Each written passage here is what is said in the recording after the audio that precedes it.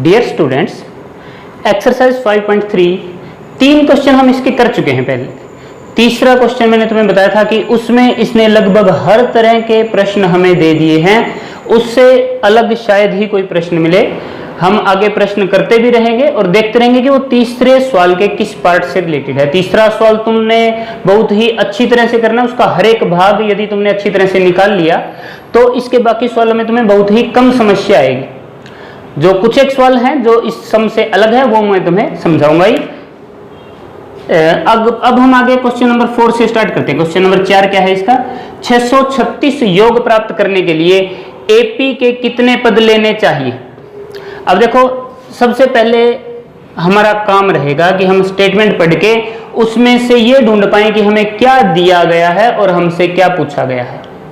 इस क्वेश्चन में मुझे एपी दे रखी है।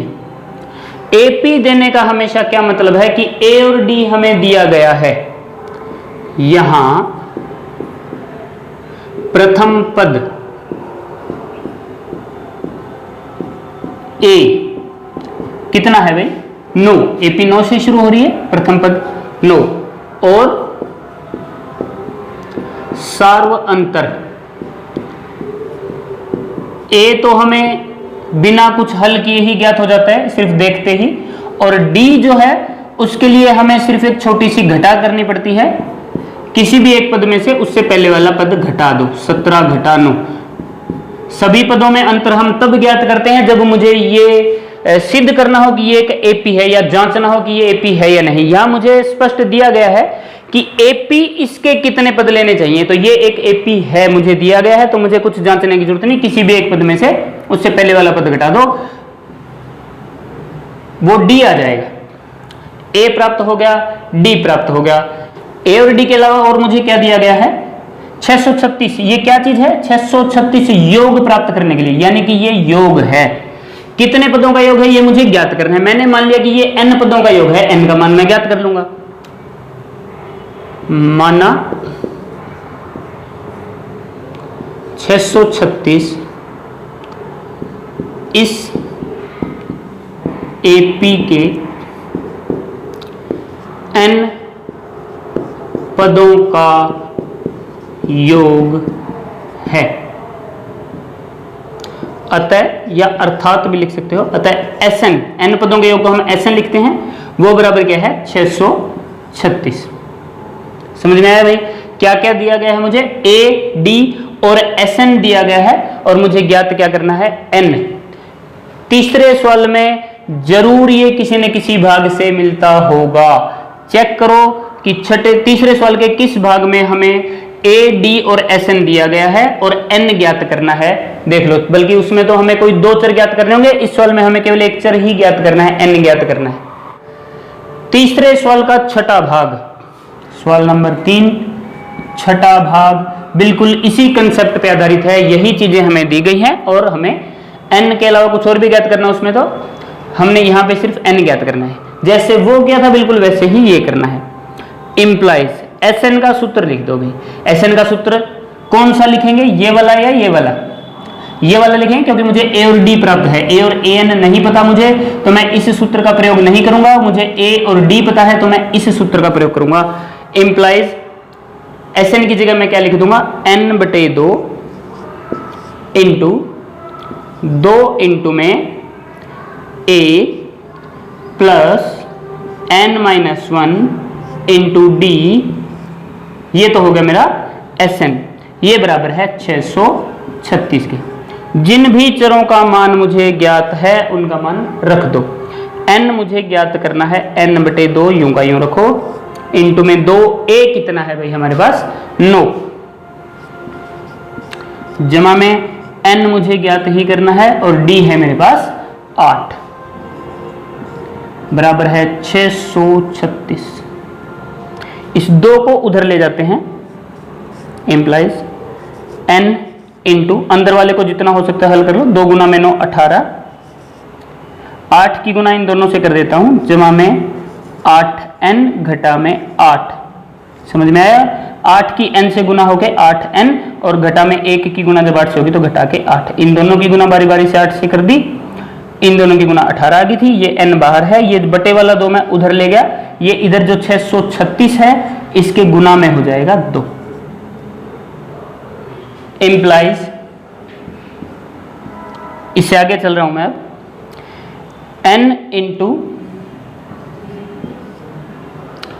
जमा के 18 घटा के 8 हल हो जाएंगे, ये बच जाएगा जमा के 10, जमा के 18 है घटा के 8 है, जमा के 10 जमा में 8 है, 10 जमा में 8 है बराबर 636 गुना में 2 जब करोगे तो कितना आएगा भाई, 2 गुना में 6, 12 का 2 हासिल 1, 2 3 6 और 1 7 और 2 6 12, 1272 आ जाएगा।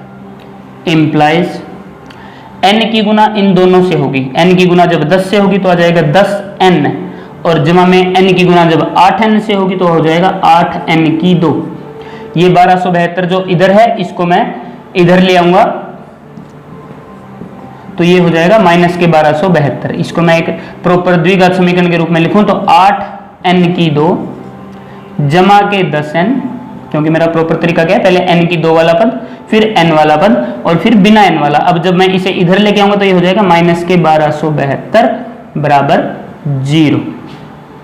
इस समीकरण को मैंने हल करना है। अभी ये और छोटा हो सकता है थोड़ा सा, और मैं इसे हल कर सकता हूं। जो भी कॉमन है 2 से, जैसे ये सभी पद भाग जा रहे हैं तो मैं इसमें से 2 कॉमन ले लूंगा।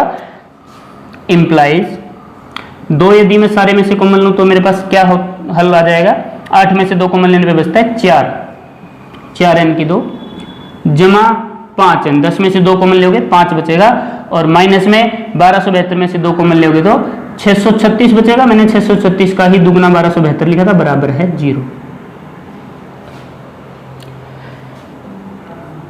इस 2 को जब मैं उधर ले जाऊंगा तो ये आ जाएगा भाई 4n की 2 जमा 5n घटा 636 बराबर 0। अभी ये n में मुझे द्विघात समीकरण प्राप्त हो गया है। इस द्विघात समीकरण को हल करने के मेरे पास अनेक तरीके हैं, उनमें से मैं कोई एक तरीका प्रयोग कर लूंगा। तीसरे सवाल का छठा भाग भी बिल्कुल ऐसा ही था, उसमें भी हमने इसी प्रकार से हल किया था, इसको भी इसी प्रकार से हल करेंगे। अब मैं इस हिस्से को मिटो देता हूं और वहां से आगे हम यहां पे हल करते हैं। इससे आगे हल करते हैं। इससे आगे हल करने के मेरे पास 3 तरीके हैं। या तो मैं इसे पूर्ण वर्ग विधि से हल करूं, जो कि सबसे कठिन विधि होगी शायद, उसे छोड़ो।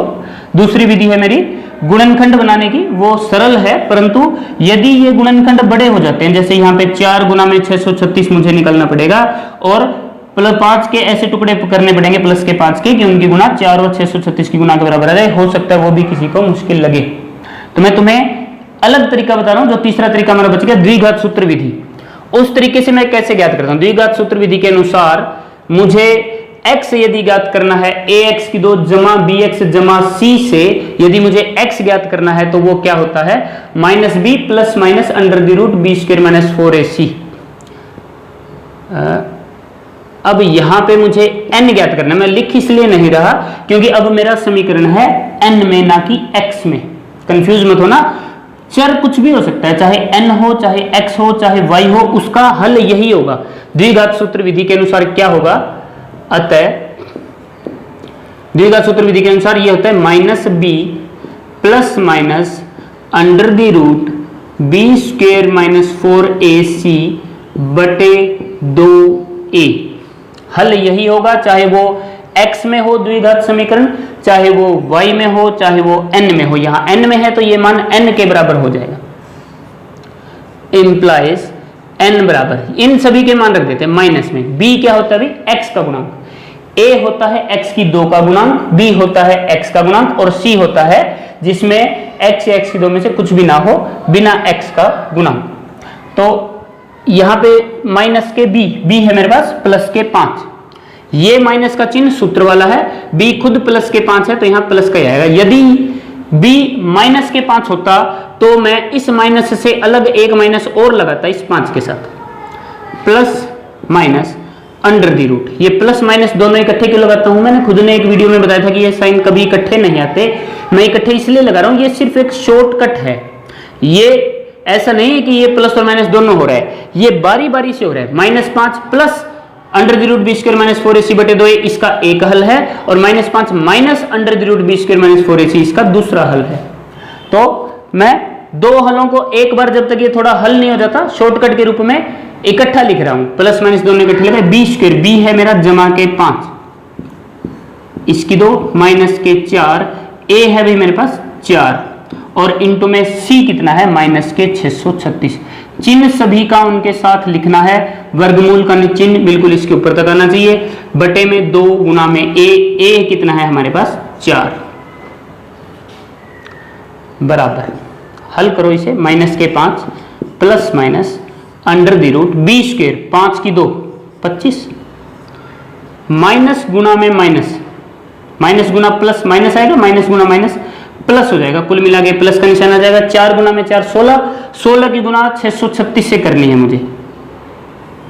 अपने अलग से रफ कॉपी में कर सकते हो गुना, मैं सीधी कर रहा हूं। 16 गुना में 6, 16 छिके 96 का 6 हासिल 9, 16 3 48 और 9 57 का 7 हासिल 5, 16 छिके 96 और 5 101, 10,176 इनकी गुना आ जाएगी। चिन्ह का विशेष ध्यान रखना है, चिन्ह की गलती पूरे सवाल को गलत कर सकती है। 2 गुना में 4 8 आ गया भाई। इंप्लाइज लगाओ तो n साथ लिखते रहो या बराबर का निशान लगा के अब इसे हल करो। माइनस के 5 plus minus under the root 10,176 में यदि 25 में जोड़ दूं तो कितना हो जाता है 10,201 बटे में 8। 10,201 का वर्गमूल मुझे ज्ञात करना है। वर्गमूल ज्ञात करने की भी 3 विधियां हैं। उत्तरोत्तर व्यवकलन विधि, बार बार घटाने की विधि जिसे हम कहते हैं, ये शायद 7वीं 8वीं क्लास में आती है लेकिन ज्यादा महत्वपूर्ण नहीं है, इसे छोड़ सकते हैं। दूसरी विधि है गुणनखंड बनाने की विधि, उसमें हम अभाज्य गुणनखंड करते हैं इस संख्या के और फिर उसमें 2-2 के जोड़े बनाते हैं। वो भी एक उपयुक्त विधि है लेकिन बड़ी संख्याओं में वो भी कामयाब नहीं है क्योंकि वो गुणनखंड बहुत बड़े हो जाते हैं। तीसरी विधि है भाग विधि, जो सबसे उपयुक्त है क्योंकि यदि किसी संख्या का पूरा वर्गमूल नहीं निकलता तो भी हम भाग विधि से उसका वर्गमूल ज्ञात कर सकते हैं। दशमलव में उत्तर जो है वो केवल भाग विधि में ही ज्ञात हो सकते हैं, किसी और विधि में नहीं। भाग विधि वैसे तो मैंने बहुत अच्छी तरह से समझाई है कक्षा में, अब मैं दोबारा से थोड़ी सी रिपीट कर रहा हूं। सबसे पहले जिस संख्या का मैंने वर्गमूल ज्ञात करना है उसे लिख लो। इकाई के अंक की तरफ से उसके हमने 2-2 अंकों के जोड़े बनाने हैं। 1 और 0 का एक युग्म बन गया, 0 और 2 का एक युग्म बन गया। इसका कोई युग्म नहीं बन रहा तो हम इसके साथ 0 लगा के इसका युग्म बना सकते हैं क्योंकि इस तरफ लेफ्ट हैंड साइड में 0 लगाने से संख्या के मान पे कोई प्रभाव नहीं पड़ता। मैं 0 10,201 लिखूं तो भी इसका मतलब 10,201 है और मैं खाली 10,201 लिखूं तो उसका मतलब भी 10,201 है। इसलिए मैं युग्म बनाने के लिए इस 0 का प्रयोग कर सकता हूं। युग्म मुझे बनाने हैं, जोड़े मुझे बनाने हैं 2-2 के, इकाई के अंक की तरफ से ही शुरू करके बनाने हैं, इधर से मैं शुरू नहीं कर सकता। अब सबसे पहले मुझे ऐसा कोई अंक ढूंढना है जिसकी उसी से गुना करके 1 के निकट से निकट पहुंच जाऊं। ये बिल्कुल आसान है। जैसे 1 की गुना मैं 1 से करूंगा तो 1 ही आएगा। मैं 1 की गुना 2 से नहीं कर सकता। 1 की गुना 1 से, 2 की गुना 2 से, 3 की गुना 3 से, 4 की गुना 4 से, मुझे ऐसे ही करना है। तो मैंने 1 गुना 1 किया, 1 आ गया। 1 में से 1 को घटा दो, 0 आ जाएगा। अब आगे जैसे हम भाग में 1 अंक उतारते हैं, वर्गमूल निकालते टाइम हम इकट्ठे 2 अंकों का जोड़ा उतारते हैं। ये 0 2 पूरा का पूरा नीचे आ जाएगा, युग्म पूरा। यहां जो संख्या है इसका दुगना हम हमेशा यहां लिखते हैं। 1 की 2 से गुना करी, 2 आया, 2 यहां लिखा। अब 2 के आगे फिर से मैंने 1 अंक लिखना है। ऐसा अंक लिखना है कि इस पूरी संख्या की उस 1 अंक से गुना करने के बाद इसके निकट से निकट पहुंच जाऊं। जैसे मैं इसके आगे 1 यदि लिखता हूं तो यह संख्या बनेगी 21 और इस पूरी संख्या की गुना 1 से ही मुझे करनी होगी। यदि मैं यहां 2 लिखता हूं तो मुझे इस पूरी संख्या की गुना 2 से ही करनी होगी।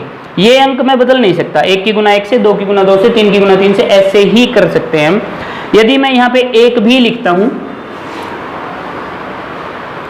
2 की बजाय छोटे से छोटा अंक 1 है, क्योंकि 0 लिखोगे तो 0 से गुना करके 0 ही आएगा।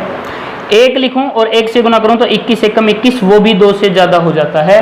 जब 1 भी फिट नहीं बैठ रहा तो फिर 0 ही एक ऑप्शन बचता है। जैसे हम भाग में पूरा भाग नहीं जाने पे 0 लगा देते हैं, ऐसे ही मैं यहां भी 0 लगा दूंगा। ये नहीं गया तो 0 लगाया, यहां 0 आया इसकी 0 से गुना 0 आ गई, शेष बचेगा 2 और फिर मैं क्या उतारूंगा 0 1 ऊपर से नीचे उतारूंगा।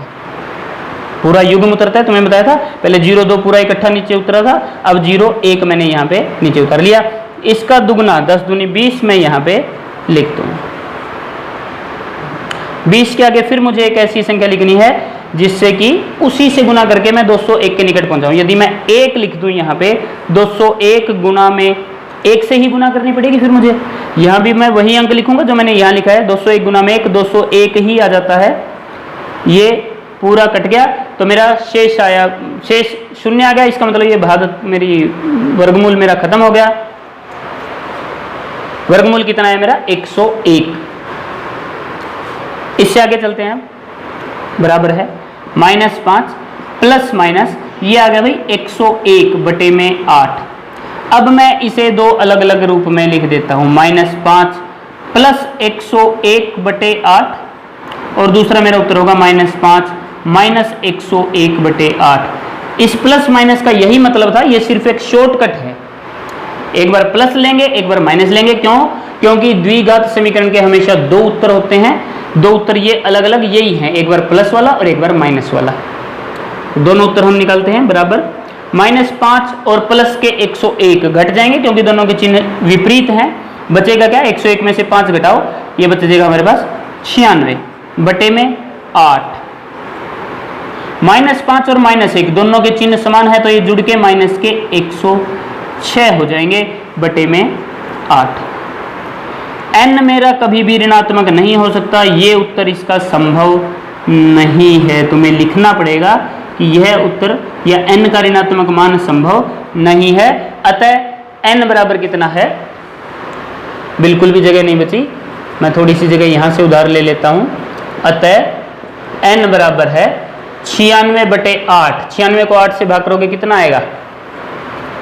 12। 12 8 96, तो n मेरा कितना हो गया? 12। इस एपी के 12 पदों का योग 636 होगा। नेक्स्ट क्वेश्चन है अभी क्वेश्चन नंबर 5। किसी एपी का प्रथम पद 5, अंतिम पद 45 और योग 400 है। पदों की संख्या और सार्व अंतर ज्ञात कीजिए।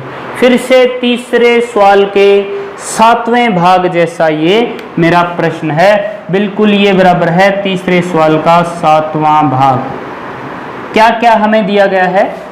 मेरे ख्याल से अब तुम इकाई वगैरह लिखना सीख गए होगे। मैं थोड़ा सा समय और अपनी जगह दोनों बचाने की कोशिश करता हूँ। मुझे प्रथम पद दे रखा है, तुमने लिखना है प्रथम पद। यहाँ प्रथम पद बराबर है 5, मैंने लिख दिया a बराबर 5। और कह दिया अंतिम पद। अंतिम पद को हम क्या कहते हैं? an बराबर कितना दिया गया भाई? 45 तथा तीसरी चीज मुझे दी गई है sn, पदों का योग। sn बराबर है 400। ये तीन चीजें मुझे दी गई हैं। ज्ञात क्या क्या करना है मुझे? ज्ञात दो चीजें करनी है, पदों की संख्या n और सार्व अंतर d। मिला सकते हो, बिल्कुल तीसरे सवाल के 7वें भाग जैसे है। कैसे ज्ञात करेंगे? अब वो सवाल यदि मैंने नहीं समझाया है तो ये समझ लो, वो भी समझ में आ जाएगा। ये 3 सूत्र मैंने जानबूझ के नहीं मिटोए हैं, इन्हीं से हमारा काम होना है। मुझे an sn दिया हुआ है, ऐसा सूत्र देखो an और sn, तीसरा नंबर सूत्र जो है मेरा, इसके मुझे 3 चर दिए गए हैं, एक चर n मुझे नहीं दिया गया है और वो मुझे ज्ञात भी करना है, तो ये यहां से ज्ञात हो जाएगा। हम जानते हैं कि हमने शुरुआत करनी है प्रश्न की, कहीं से भी कर सकते हो। हम जानते हैं कि sn बराबर n बटे 2 इंटू a प्लस an, मान रख दो, इम्प्लाइज sn है हमारा 400 बराबर है n मुझे ज्ञात करना है बटे में 2 इंटू में a 5 और जमा में an भी मुझे दिया गया है 45। सभी मान रख दिए, केवल उसको छोड़ के जिसका मुझे मान ज्ञात करना था। ये 2 सभी के बटे में है तो ये इधर आ सकता है। 400 गुना में 2 में इधर ले आया, n बाहर और इंटू में मेरा 5 जमा में 45 बन जाएगा भी 50 इम्प्लाइज। 400 गुना में 2 800, ये जो n के गुना में 50 है ये इधर आके बटे में हो जाएगा 800 बटे 50। मैंने दोनों काम इकट्ठे कर दिए, 400 गुना 2 कर दिया 800, और ये जो 50 इधर है उसे इस तरफ भी ले आया, उस तरफ केवल n बच गया मेरा। इम्प्लाइज n को मैं चाहूँ तो इधर भी लिख सकता हूँ बराबर, ये हल करके क्या आएगा मेरा, अभी 0 से 0 कट जाएगी, काट नहीं रहा मैं, तुमने भी नहीं काटनी, सिर्फ अपने दिमाग में काटो इसे। 1 0 से 1 0 कट गई, बच गया मेरे पास 80 बटे 5। 5 से 80 को भाग करोगे 16 पे भाग जाएगा, 16 पंजे 80। ये काम चाहो तो तुम रफ कॉपी में कर सकते हो, यहाँ पे तुमने ज़्यादा काट के दिखाने की आवश्यकता नहीं है, सीधा उत्तर लिखो। n बराबर आ गया 16, 800 बटे 50 16 के बराबर होता है। एक चीज मेरी ज्ञात होगी, मुझे n पूछा गया था, d भी पूछा गया है, d कैसे ज्ञात करेंगे। d के लिए भाई कैसा सूत्र देखो, मेरे पास 4 चर मुझे प्राप्त हो चुके, a n s n तो पहले थे, n भी हो गया। कोई भी सूत्र देख लो, ये वाला सूत्र देख लो, a n का मान रख देंगे, a का मान रख देंगे, n का मान रख देंगे, d ज्ञात हो जाएगा। अब जो सूत्र लिख रहे हो, प्रयोग कर रहे हो, उसे लिखो पहले। a n बराबर a plus n minus 1 into में d इम्प्लाइज a n का मान रख दो 45 बराबर है, a का मान रख दो 5, n मैंने अभी ज्ञात किया 16 घटा 1 इंटू में d मुझे ज्ञात करना है। इम्प्लाइज सबसे पहले 5 इधर आएगा, 45 घटा 5 बराबर 16 में से 1 गया 15 इंटू में d 15d। 45 में से 5 घटाने में बचता है 4, 40। 45 में से 5 घटाओगे 40 बचेगा, ये 15 जो d के गुना में है इसको इधर लाओगे, ये इधर आके हो जाएगा 15 बराबर d। इम्प्लाइज मैं यहीं पे हल कर रहा हूँ, d बराबर, इससे अगली लाइन है नीचे आती है लेकिन बोर्ड पे जगह कम है इसलिए मैं यहीं कर रहा हूँ। 40 बटे 15, मैं एक बार ज्यों का त्यों लिख के तुम्हें बता दूं, ये पूरा पूरा नहीं कटता, जितना कटता है हम काट देंगे। 5 पे कटता है, 5 8 40 और 5 3 15, 8 बटे 3 जो है वो मेरा फाइनल उत्तर है। ये निशान सिर्फ मैंने ठिक्के का लगाया है, इसको तुम गलत मत समझ लेना। 8 बटे 3 डी आएगा मेरा 8 बटे 3, तो सर्वांतर तो होगा 8 बटे 3 और n होगा मेरा 16। जो 2 उत्तर मैंने इसमें ज्ञात करने थे वो ज्ञात कर दिए। अगला प्रश्न भाई, छठा प्रश्न, किसी एपी के प्रथम और अंतिम पद क्रमशः 17 और 350 हैं, यदि सार्वंतर 9 है तो इसमें कितने पद हैं और इसका योग क्या है। यानी कि मुझे क्या क्या दिया गया है। प्रथम पद a कितना है 17, और क्या दिया है अंतिम पद यानी कि an बराबर 350, और क्या दिया है, यदि सार्वंतर 9 है तो मुझे दिया गया है d, सार्वंतर d, ये कितना है 9। ये 3 चीजें मुझे दी गई हैं और पूछा क्या गया है, तो इसमें कितने पद हैं, यानी कि मुझे ज्ञात क्या क्या करना है, n मुझे ज्ञात करना है और sn पदों का योग मुझे ज्ञात करना है। ये भी तीसरे सवाल के किसी भाग से मिलता जुलता जरूर होगा। तीसरे सवाल का पहला भाग देखो, बिल्कुल ऐसा ही है, बिल्कुल उसी तरह से हम इसे करते हैं, बिल्कुल सिंपल है। n ज्ञात करना है, a d और an, a d और an पहले सूत्र से मिलते जुलते हैं। हम जानते हैं कि अब कुछ भी लिख के हम एक शुरुआत करते हैं। an बराबर a plus n minus 1 into में d इम्प्लाइज मान रख दो, an का मान रखो 350 बराबर a का मान 17, n ज्ञात करना है तो n को n ही लिखो और d मेरे पास है 9। जो भी मान थे सारे लिख दिए। 17 को सबसे पहले इधर लेके आओ, 350 माइनस में 17 होगा, n घटा में 1 इंटू में 9 में ज्यों का त्यों लिख दूंगा। 350 में से 17 घटाने, 350 में से पहले 10 घटाओ 340 बचेंगे, 340 में से 7 घटा दो 333 बचेंगे। आसान तरीका है घटाने का। 9 को उधर से इधर ले आओ, ये सारे के साथ गुना में था 9 तो इधर आके बटे में हो जाएगा बराबर n घटा 1 इम्प्लाइज मैं n घटा 1 को इधर लिख रहा हूं, n घटा 1 बराबर 333 को 9 से यदि हम भाग करें कितने बजाएगा, 9 3 27 बच गया 6 और 9 7 63 37 पे भाग जाएगा। n बराबर क्या आ जाएगा, -1 को उधर ले जाओ 37 जमा में 1 38, n मेरा प्राप्त हो जाएगा 38। एक चीज ज्ञात होगी, Sn भी ज्ञात करना है। अब Sn किसी भी सूत्र से ज्ञात कर लो। मेरे पास an भी है, a भी है, n भी है, तो ये सब कुछ है, तो मेरा तीसरा सूत्र मेरे लिए आसान रहेगा।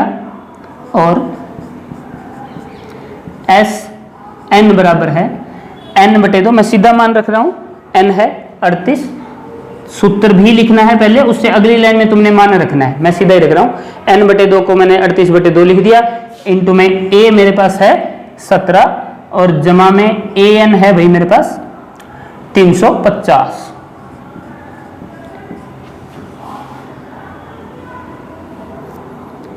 अड़तीस बटे 2 होता है 19, 17 जमा में 350 होता है 367, 350 में 17 जोड़ोगे 367 बनेगा। 19 गुना में 367 कितना आ जाएगा भैया?